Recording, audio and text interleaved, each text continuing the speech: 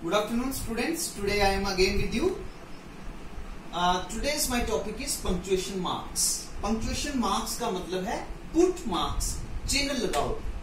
The marks which are used to restrict a sentence in a correct order according to the uses are called punctuation marks. Hindi में मैंने एक sentence लिखा है यहाँ पे, रोको मत जाने दो, रोको मत जाने दो. ध्यान से देखना, रोको मत, यहाँ पे मैंने कॉमा का यूज करा है जाने दो, और दूसरे में मैंने लिखा है रोको मत जाने दो. मतलब क्या हुआ, पहले सेंटेंस में वो बोलना चाहता है कि रोको मत जाने दो, कोई आदमी जा रहा है उसको रोको मत जाने दो, और दूसरे में बोल रहा है रोको मत जाने दो. मतलब एक कॉमा की वजह से इन दोनों सेंटेंसेस का जो मीनिंग है दैट इज टोटली डिफरेंट. आप जिस तरह कॉमा की इंपॉर्टेंस आपको समझ आ गई होगी कि एक कॉमा लगाने से हमारे सेंटेंस का जो मीनिंग है वो चेंज हो जाता है, उसी तरह से ये सारे हमारे पास साइन है. अगर हम इनको नहीं लगाते हैं तो सेंटेंस का मीनिंग टोटल डिफरेंट हो जाता है, मीनिंग चेंज हो जाता है. सबसे पहले हमारे पास है full stop. Full stop second पे है कैपिटल लेटर्स, थर्ड है साइन ऑफ इंटेरोगेशन, फोर्थ है साइन ऑफ एक्सक्लामेशन, फिफ्थ है हमारे पास कॉमा, फिर है कॉलन, और सेवंथ में है सेमी कॉलन, एट्थ में हाइफन, नाइन्थ में डैश, टेंथ में ब्रैकेट, और 11th में अपोस्ट्रोफी. फुल स्टॉप हम कहां पे लगाते हैं, जैसे हम कोई भी sentence at the end of a sentence, at the end of a sentence, जब हमारा कोई सेंटेंस खत्म होता है, कंप्लीट होता है, तो उसके एंड में हम फुल स्टॉप लगाते हैं. इसको हम ऐसे शो करते हैं एक डॉट की तरह. जब हम कोई भी एब्रीविएशंस लिखते हैं, स्मॉल फॉर्म्स एब्रीविएशन, उनके एंड में जैसे हमने लिखना है MLA, MLA, यहां पे हम डॉट लगाएंगे, मेंबर ऑफ लेजिस्लेटिव असेंबली. अगर हम इसको ऐसे लिख देते हैं MLA तो इट्स रॉन्ग, तो ये ठीक नहीं है. एब्रीविएशंस में हम इसको यूज करेंगे. नेक्स्ट है हमारे पास कैपिटल लेटर्स. कैपिटल लेटर्स जब भी हम कोई प्रॉपर नाउन लिखते हैं तो वो कैपिटल लेटर से लिखते हैं. प्रॉपर नाउन जितने भी हैं वो कैपिटल लेटर से बिगिन होते हैं. जब भी हम कोई नया सेंटेंस लिखते हैं वो उसका जो पहला अल्फाबेट होता है वो कैपिटल आता है. जब भी हम कुछ इन्वर्टेड कॉमास में कोई भी चीज लिखते हैं उसका जो फर्स्ट अल्फाबेट होगा वो कैपिटल होगा. जैसे मैं फॉर एग्जांपल यहां पे लिख रहा हूं, he said comma inverted comma begin what are you doing. So यहां पे आपने देखा होगा कि मैं W को कैपिटल लिख रहा हूं. इन्वर्टेड कॉमास में जो भी चीज लिखी जाती है उसका फर्स्ट अल्फाबेट जो होता है वो कैपिटल होता है. उसके बाद हमारे पास है sign of interrogation.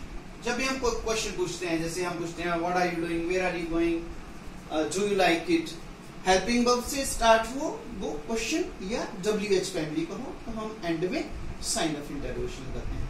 Sign of exclamation हम जनरली वहां पे लगाते हैं जहां पे हमारी कोई सडन फीलिंग्स होती हैं. जैसे हम बोलते हैं वाओ, जैसे हमने बोला हुर्रे,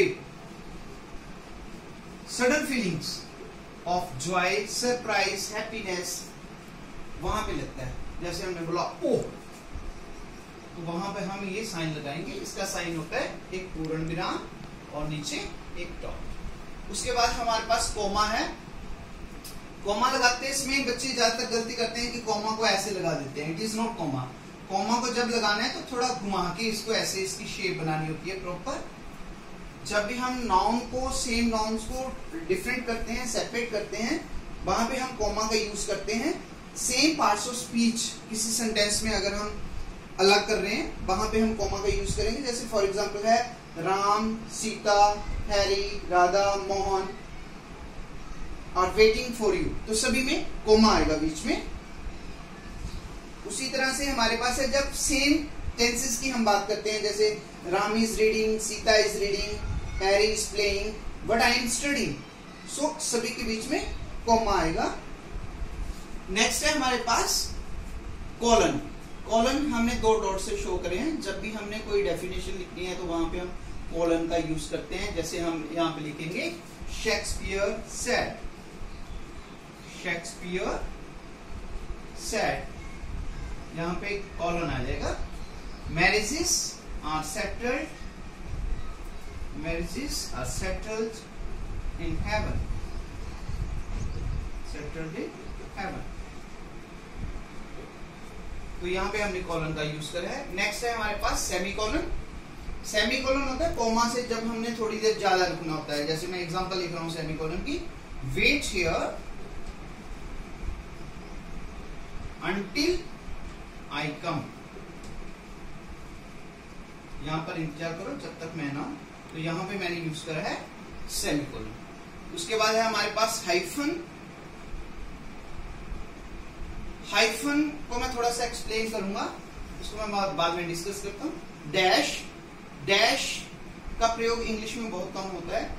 ब्रैकेट, ब्रैकेट का प्रयोग भी बहुत कम होता है। अपोस्ट्रोफी, अपोस्ट्रोफी हम पॉजेसिव केस में लगाते हैं। जैसे हम बोलेंगे my father's, my father's book, my father's book, वहां पे हमने अपोस्ट्रोफी। अपोस्ट्रोफी जनरली जो है वो वर्ड के ऊपर लगता है, कोमा की शेप में होता है ये। अब मैं आपको बताऊंगा हाइफन। हाइफन का प्रयोग हम कहां कहां पे करते हैं। हाइफन जनरली हम यूज करते हैं कंपाउंड वर्ड्स में। जैसे हमने लिखना है compound words, compound words. For example मैं यहां पे लिख रहा हूं dining table, dining table. A man of words, a man of words. तो यहां पे आपने देखा होगा कि मैं यहां पे हाइफन का यूज कर रहा हूं। Soft spoken doll, soft spoken doll. यहां पे आपने देखा होगा कि जब भी हम कोई कंपाउंड एडजेक्टिव लिखते हैं, यहां पे सॉफ्ट जो है वो एडजेक्टिव है, सॉफ्ट स्पोकन डॉल। डल माइंडेड फेलो, सो डल यहां पे एडजेक्टिव है, डल माइंडेड फेलो। मतलब क्या हुआ कि जहां पे भी हम कंपाउंड एडजेक्टिव यूज करेंगे वहां पर हाइफन का यूज होगा। जब हम कंपाउंड नाउन लिखते हैं वहां पर भी हाइफन का यूज होता है। जैसे हम लिखेंगे कंपाउंड नाउन में, compound noun sister in law. तो आपने यहां पे देखा होगा कि मैं कौन सा हाइफन यूज कर रहा हूं। Sister in law, commander in chief, stepson, stepson. तो ये है कंपाउंड नाउन। एक मैंने आपको बताया कंपाउंड एडजेक्टिव और एक मैंने आपको बताया कंपाउंड वर्ड्स। ये आपने याद रखना है। इसके अलावा कंपाउंड सेंटेंसेस विदाउट कंजक्शन। जब हम कोई भी सेंटेंस लिखते हैं, कंपाउंड सेंटेंस होता है लेकिन विदाउट कंजक्शन होता है, वहां पर हम इसको यूज करेंगे। ही वर्कड हार्ड, यहां पे मैं एग्जांपल लिख रहा हूं। He worked hard. He did not have proper planning. He did not have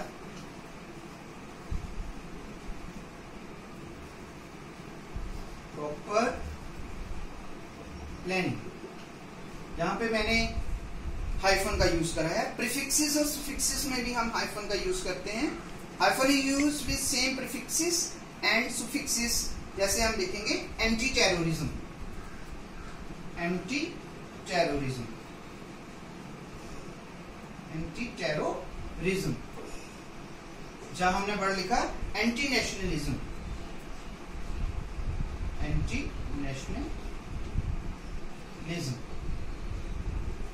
वहां पर भी हम इसको यूज कर रहे हैं। जब हम कंपाउंड नंबर लिखते हैं वहां पर भी हाइफन का यूज होता है। जैसे हम लिखेंगे 3/4 लैंड, 3/4 लैंड। जो हमने लिखा 1/3 एरिया, 1/3 एरिया। तो यहां पे आपने देखा होगा कि हाइफन का यूज हो रहा है। सेम वॉल कंसोनेंट साउंड में भी हम हाइफन का यूज करेंगे। जैसे हमने लिखना है प्री एग्जामिनेशन, प्री एग्जामिनेशन। अब यहाँ पर भी ई साउंड आ रही है, यहाँ पर भी ई साउंड आ रही है, सेम वॉल हो या सेम कंसोनेंट हो, वहां पे भी जैसे हमने आज की डेट डालनी है तो मैं वहां पर भी हाइफन का यूज करूंगा। जैसे मैंने लिखना है 0306-2020, तो यहाँ पे भी हाइफन का यूज हो रहा है। So students, I hope that you will do a lot of practice because the same topic starts from 6th to 10th class. So सारे बच्चों ने प्रैक्टिस करनी है। If you have any doubts related to this topic, you can make a call to me. So at the end, I will like to say that stay safe, stay at home. Thank you.